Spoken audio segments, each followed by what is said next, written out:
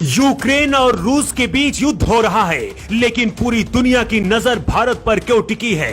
Ukraine ने भारत से क्या कहा? क्या भारत इस बार अपने दोस्त रूस के खिलाफ जंग लड़ने जा रहा है? पूरी दुनिया के सामने तीसरे विश्व युद्ध का खतरा मंडरा रहा है, लेकिन अब पूरी दुनिया की नजरें मोदी पर टिकी हुई है कि आखिर भारत के टैंक किस तरफ से लड़ेंगे।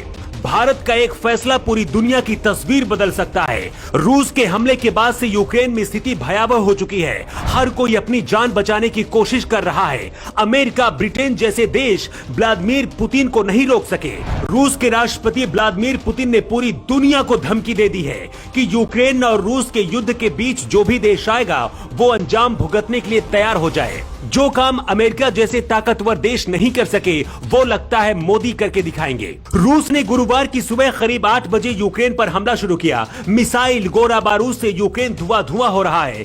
3 तरफ से यूक्रेन में हमला हो रहा है। कई लोगों की अब तक मौत हो चुकी है। लोग अपनी जान बचाने की कोशिश कर रहे हैं और पूरी दुनिया लगता है सिर्फ तमाशा देख रही है। ऐसे में यूक्रेन को सिर्फ भारत से उम्मीद बची है। यूक्रेन को लगता है कि अब सिर्फ भारत ही उसे रूस से बचा सकता है। यूक्रेन ने भारत से मदद मांगी है और कहा है कि भारत के प्रधानमंत्री नरेंद्र मोदी रूस के राष्ट्रपति से बात करें। मोदी का दुनिया भर में रसूख है, उसकी वजह से व्लादिमीर पुतिन मोदी की बात जरूर सुनेंगे। यूक्रेन को लगता है कि अब भारत ही उसे बचा सकता है, लेकिन भारत के सामने सबसे बड़ी चुनौती खुद रूस है।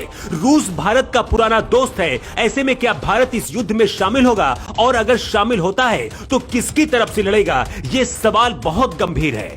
अहम बात यह है कि लगता है कि इस युद्ध में पाकिस्तान भी शामिल होना चाहता है। पाकिस्तान के प्रधानमंत्री इमरान खान रूस पहुंच चुके हैं। ऐसे में यह भी कहा जा रहा है कि पाकिस्तान रूस की तरफ से युद्ध लड़ सकता है।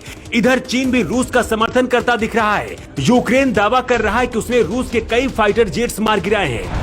अब तक यूक्रेन के कई गांवों में रूस कब्जा कर चुका है। यहां सिलसिलेवार धमाके हो रहे हैं। ऐसा भी दावा किया जा रहा है कि अब तक इस युद्ध में करीब 100 लोगों की मौत हो चुकी है। रूस के राष्ट्रपति व्लादिमीर पुतिन ने सेना से यूक्रेन में स्पेशल मिलिट्री ऑपरेशन चलाने को कहा है। इसका असर भी दिखना शुरू हो चुका है। रूस का हमला झेल रहे यूक्रेन के राष्ट्रपति वोलोदिमीर ज़ेलेंस्की ने कहा है कि यूक्रेन किसी भी कीमत पर रूस के सामने हथियार नहीं डालेगा और न ही झुकेगा। वहीं यूक्रेन के रक्षा मंत्री देश के सभी लोगों से कहा है कि जो भी हथियार चला सकता है वो हथियार उठा ले और रूस के खिलाफ लड़ने की अपील की है।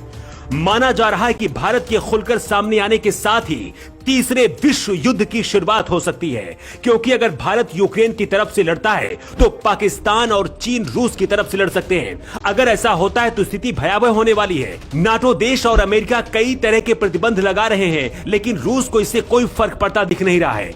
रूस और यूक्रेन के बीच हो रहे युद्ध की वजह से भारतीय विमान अपने लोगों को रेस्क्यू भी नहीं कर पा रहे हैं। यूक्रेन ने कहा कि पीएम मोदी अगर पुतिन से बात करते हैं तो ये युद्ध टल सकता है। ऐसे में क्या मोदी रूस से बात करेंगे या फिर भारत की कोई रणनीति और होगी?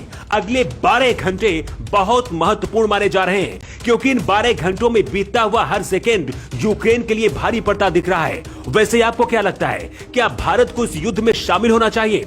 और अगर भारत युद्ध लड़ता है तो यूक्रेन और रूस में से किसकी तरफ से भारत को युद्ध लड़ना चाहिए? आप अपना जवाब कमेंट बॉक्स में देकर बता सकते हैं।